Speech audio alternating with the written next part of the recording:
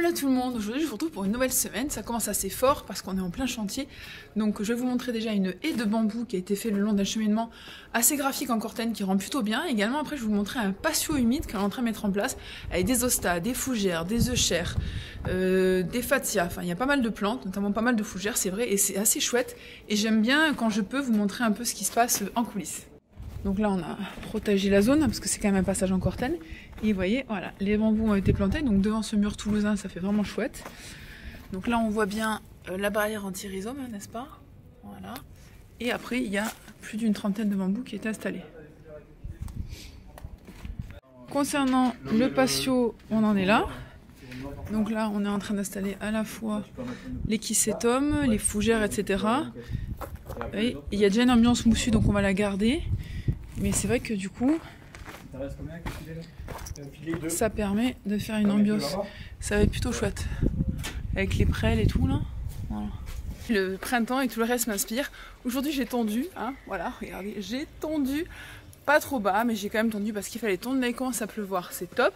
Je voulais vous montrer un petit peu ce que j'ai décidé de mettre en place ces prochains jours pour potentiellement développer pleinement mon havre de paix botanique. Tout commence par cet espace, donc vous voyez là j'ai récupéré cette petite table de culture où j'ai mis quelques aromatiques. Là j'ai trouvé ça dans une brocante, c'est ma collègue qui me l'a donné, qui est à côté de moi avec cette espèce de jarre là que j'aimerais accrocher, je sais pas ici. Elle en est tellement kitsch qu'elle peut en être sympa. Voilà, donc là j'ai mon cactus que j'essaie de sauver. Là j'ai cette plante que j'avais récupérée chez une cliente qui n'en voulait plus parce qu'avec tous ces micro petits picots volatiles et horribles pour elle, je voulais la jeter. Finalement je l'ai mise là, ça fait 2 ans, elle s'est sauvée. J'ai écouté, j'ai du mal à la sacrifier. Là on a toutes mes petites suspensions à mes collections. On a mon flamant rose. Bon là c'est mon côté un peu bohème avec le tapis, mais j'ai pas fini. J'ai chiné ça il y a quelques jours, donc je vais laisser peut-être des pots. Bon celui-là il rentre pas, je vais en trouver peut-être un autre et je vais les planter. Et je vais les mettre peut-être en limite ici, ça pourrait peut-être faire une césure avec la cordinine, pas trop mal. Voilà, là je vous montre quand même mon érigéron qui se développe, mais c'est extraordinaire. Qu'est-ce que j'aime cet effet sur les cailloux, ça fait vraiment top. Voilà, et là toutes mes petites décos, suspensions pour les oiseaux. Bon là il faudrait que je recharge un peu, mais bon là je sais pas, j'ai du mal à le jeter lui parce que j'aimerais planter quelque chose, enfin on va voir. Donc là ce que je fais, technique que je peux vous expliquer aussi, attendez.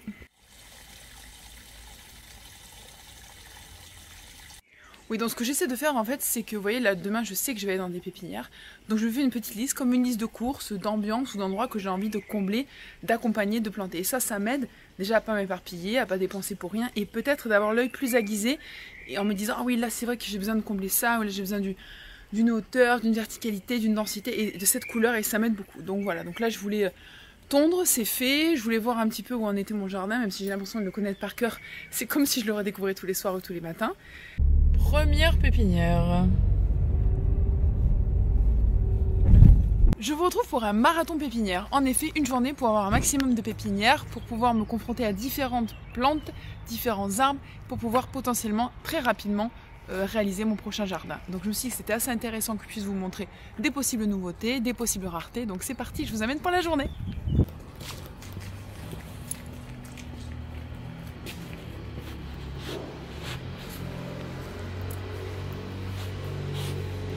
Une des particularités de cette pépinière, c'est les fougères arborescentes. Vous voyez, donc c'est vraiment ces fougères qui ont un tronc déjà assez important et qui ensuite viennent se développer comme ça. Donc c'est vrai qu'elles ont un côté très jungle. Tout de suite, là, tu mets quelques spécimens comme ça et ça le fait. Donc ils sont assez connus pour ça, cette pépinière. Bon, on arrive rapidement dans des prix. Faut compter pour une belle fougère avec un style comme ça, faut compter 500 €. Donc voilà, après t'en mets une près d'un bassin, ça claque, mais il faut quand même les mettre. Et après, l'autre spécialité de cette pépinière, c'est évidemment la partie tropicale, et plus exactement les palmiers. Donc les palmiers, c'est assez simple, c'est par rapport au mètre de stipe, plus tu as une hauteur de stipe, plus c'est cher. Voilà, pour vous donner un ordre d'idée, un palmier comme ça, donc là c'est des Phoenix canariensis, c'est 1000 € quoi, à peu près. Voilà, mais bon, ça fait rêver quoi. Et dernière spécialité qu'ils font ici, c'est les cactés. Hein. Là, regardez, on tombe quand même sur des spécimens. Dès que tu veux faire un patio, une ambiance mexicaine, un jardin sec, là tu as vraiment de quoi t'amuser. Là c'est un de mes cactus préférés, ce qu'on appelle l'échinocactus, regardez-moi ça. Enfin, là on voyage, hein, vraiment.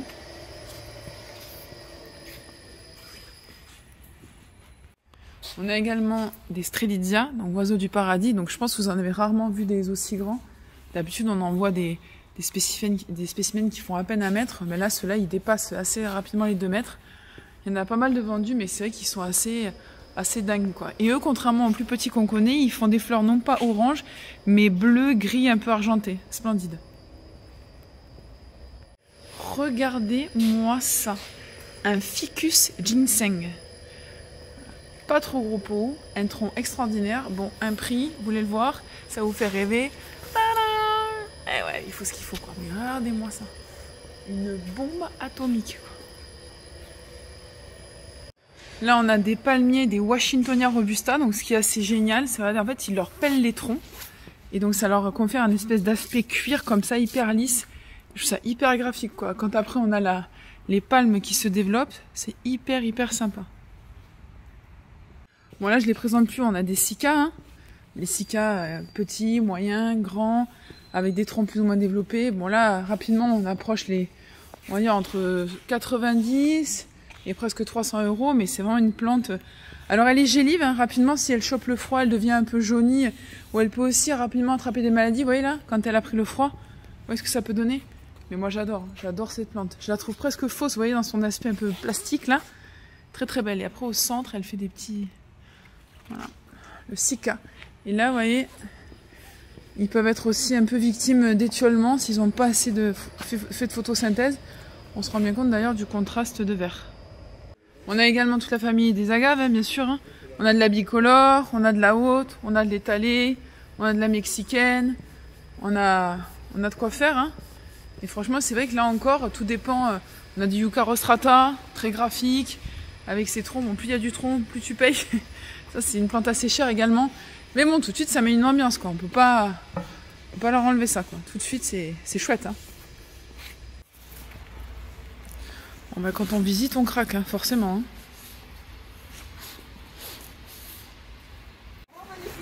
Au revoir, à très bientôt! Qui dit lande dit pluie, dit forcément pluie. Et oui, bon, bref. Donc ça y est, je repars. Vous avez vu, je vous ai montré quelques spécimens assez sympas, des pépites comme j'aime les appeler. Donc là, on part vers une autre pépinière, mais je trouvais que c'était vraiment intéressant de vous montrer à la fois ce qui existe et, si vous voulez, les matières premières qu'on met à notre disposition aujourd'hui en termes de botanique pour pouvoir s'amuser et faire des super projets. Bon, souvent moyennant finance avec ce genre de pièces, je vous l'accorde, mais parfois on peut se faire des petits kiffs quand même.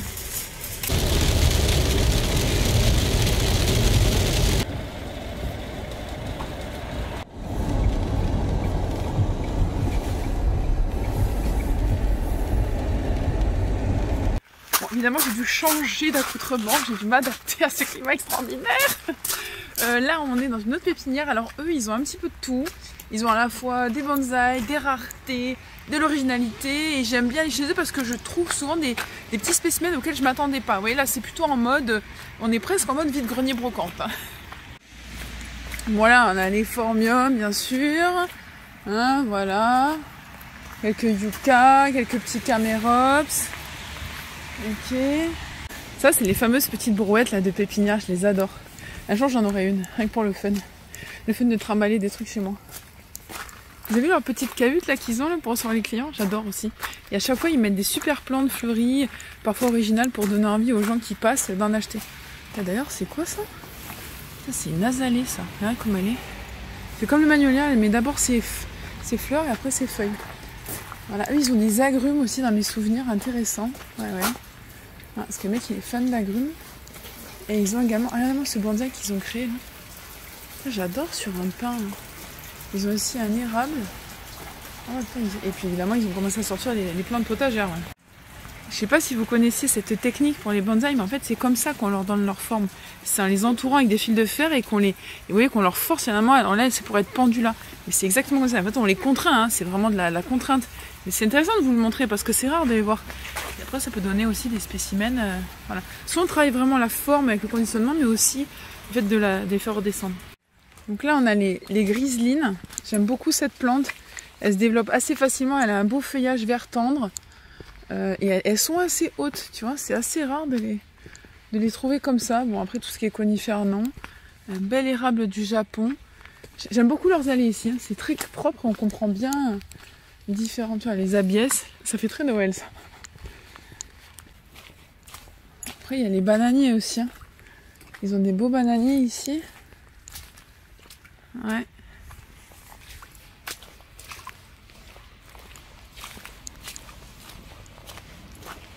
J'aime beaucoup leur serre aussi, ici. Donc là, ils y mettent camélia, azalée, les érables, forcément. Aucuba japonica, énormément utilisé dans les années 60-70. Maintenant, c'est devenu un peu ringue. On va pas se mentir. Des rhododendrons. Sachant qu'à Toulouse, ils ont déjà fleuri, mais regardez ici, pas du tout. Voilà, bon, les érables, bien sûr. Hein, les érables. Les camélias. Ouais, là, ils ont mis les fameuses azalées de tout à l'heure. Là, ils ont mis principalement les plantes de terre de bruyère, quoi. Les plantes acides. Regardez-moi ce rhododendron qui fleurit, là. Ouf, quand même, non? Ouais, enfin, franchement, moi, j'ai envie de tout acheter, mais comme d'hab. Et là, des petites fougères arborescentes. Beaucoup plus petites que celles de tout à l'heure. Encore une fois, je vous l'ai dit, hein, venir, découvrir, regarder, etc. Ça permet d'être inspiré, ça permet d'être orienté vers telle ou telle plante, on n'y aurait pas pensé, pourquoi pas, etc. Et enfin, il faut sortir un peu de Google, il faut sortir des livres, il faut aller sur place. Et ça donne aussi l'occasion de faire des affaires. Là, c'est l'autre serre, donc là, ils y mettent... Il fait un peu plus chaud d'ailleurs. Donc vous voyez, là, on a un yucca qui va fleurir. Bananier, on a des mimosas. Yucca elephantis, néflier, encore des petits bananiers, des arômes, des jasmins, fougères, des lauriers en tige. Bon, ça, je suis pas trop fan. Qu'est-ce qu'on a? Des petites frélidias. On a... Elle est trop belle, hein? Waouh, qu'est-ce que c'est ça? Une Wataka sinensis. J'adore. Hyper belle, hein? Après, on a un calystémon rose. Ah, moi, ce calystémon rose, extraordinaire. Moi, le mien, il est en train de fleurir, mais rouge, quoi. Et là, rose, on peut pas dire, ça claque.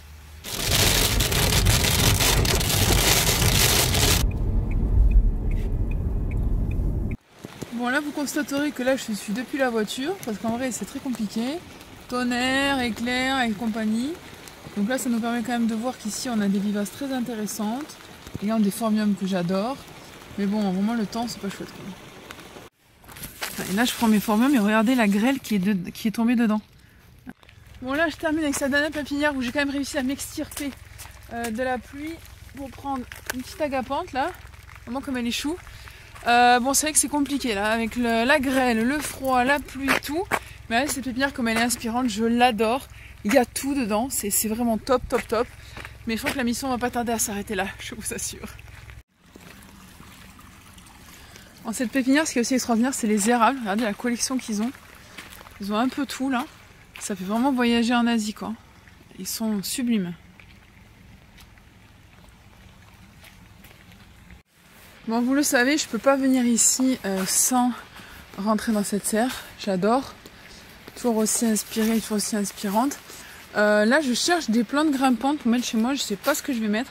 Mais je vais peut-être partir sur des kiwis en fait. Kiwi, c'est typique des Landes et j'aime beaucoup. Regarde les clématites comment ça va. C'est typique des Landes, j'aime beaucoup leur feuillage, j'aime beaucoup ce que ça amène. Et pour ma. Et oui, je cherche ça pour ma grande arche. Hein.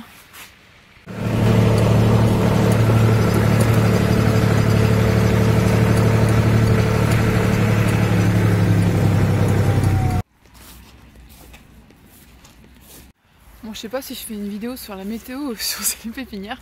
Là, on a un plein choix de gros sujets. Finalement, ils ont accepté de m'accompagner. Donc, vous l'avez bien vu, c'est parti, quoi. Et là, c'est une 3 troncs. C'est celle-là, voilà. Ouais. Ouais, cette 3 troncs, elle est très très bien, ouais. Ouais.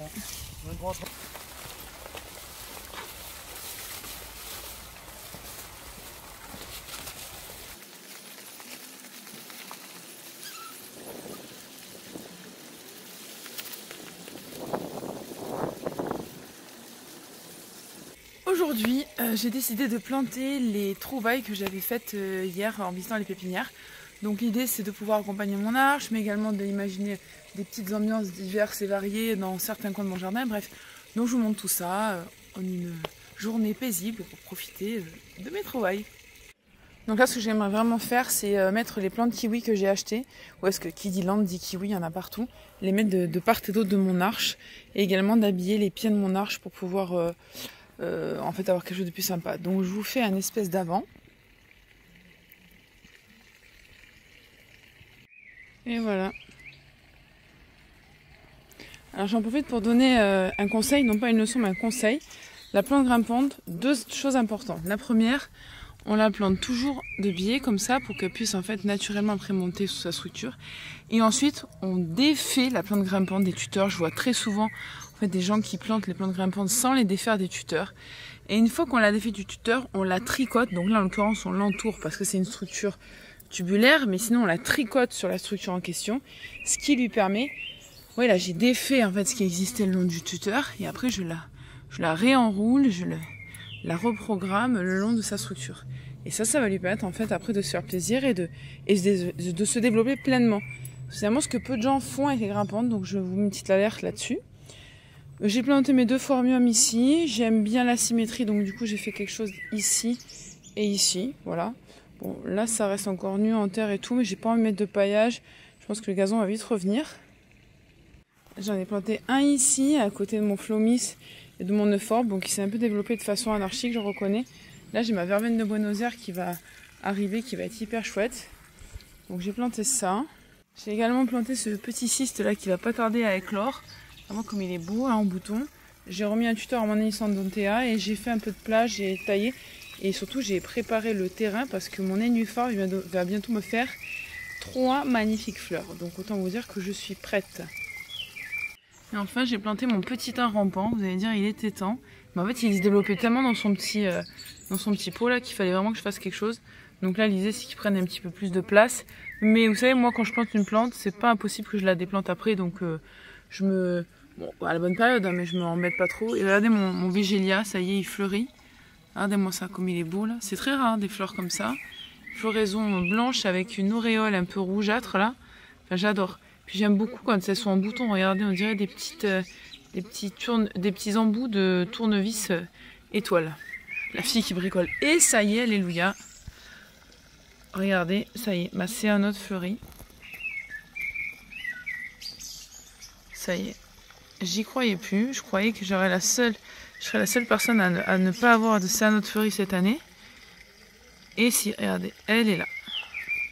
Il faut que je vous montre un autre truc. Je sais pas si vous vous rappelez de la fête des oursins que je vous avais filmé lors de mes précédents weekly vlogs. Et en fait, j'ai fait sécher les oursins que j'avais consommés.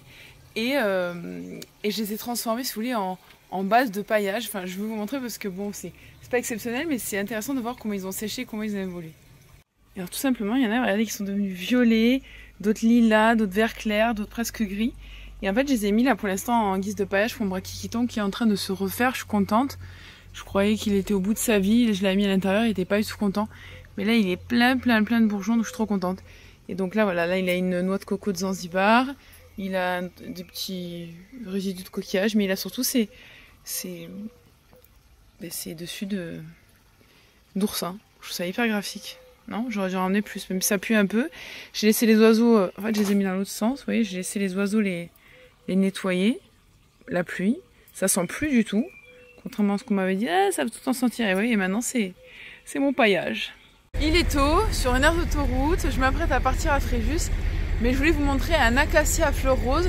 Actuellement, les acacias sont tous en fleurs. Ils font de la poudre magnifique. On dirait vraiment qu'on est dans un film. Ils en mettent un peu partout. Mais là, c'est rose et c'est plutôt rare. Donc, je vous montre. Regardez-moi cette floraison. Extraordinaire. Là, je vous montre bien sûr des associations de plantes. Bon, là, on est bord de côte. Hein. Mais on a du lantana. On a strelitzia. Oiseau du paradis, regardez-moi ça. Ça tout de suite on se sent dans une dynamique plus exotique. Hein. On a forcément du pittosporum nain, un peu boule, bon, qui était un peu trop ratiboisé pour aller le long de la piste cyclable. Alors, on a encore les diplodémias. On a...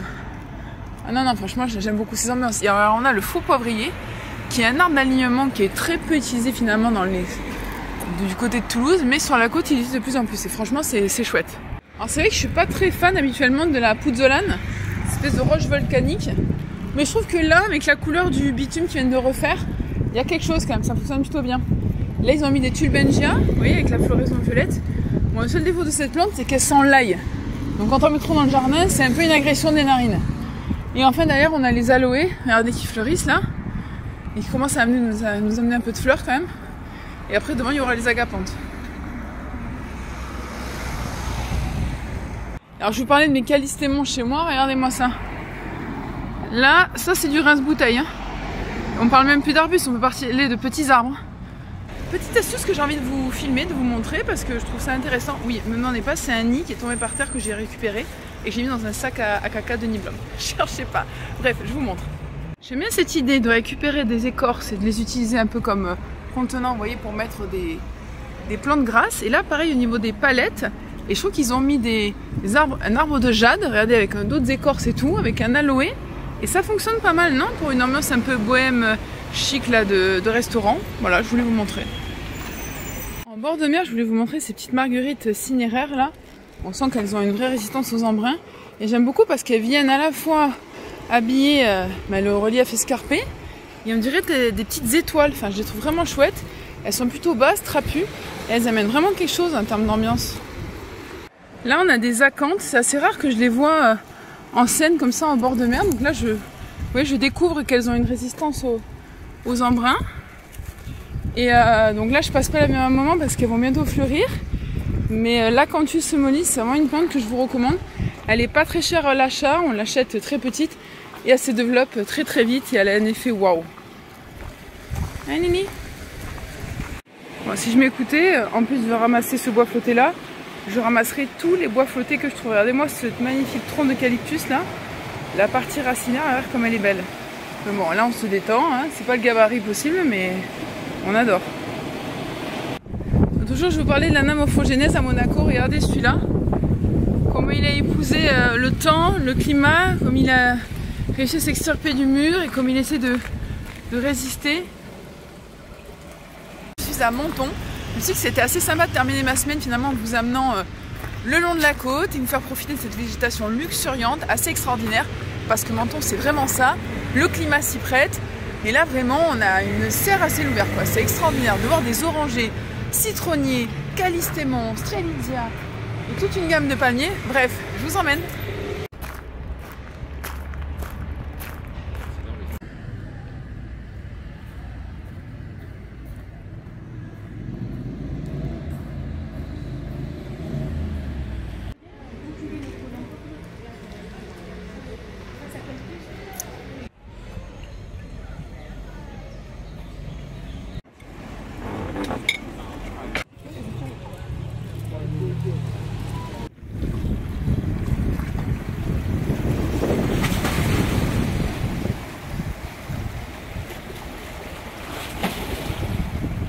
Hasta luego.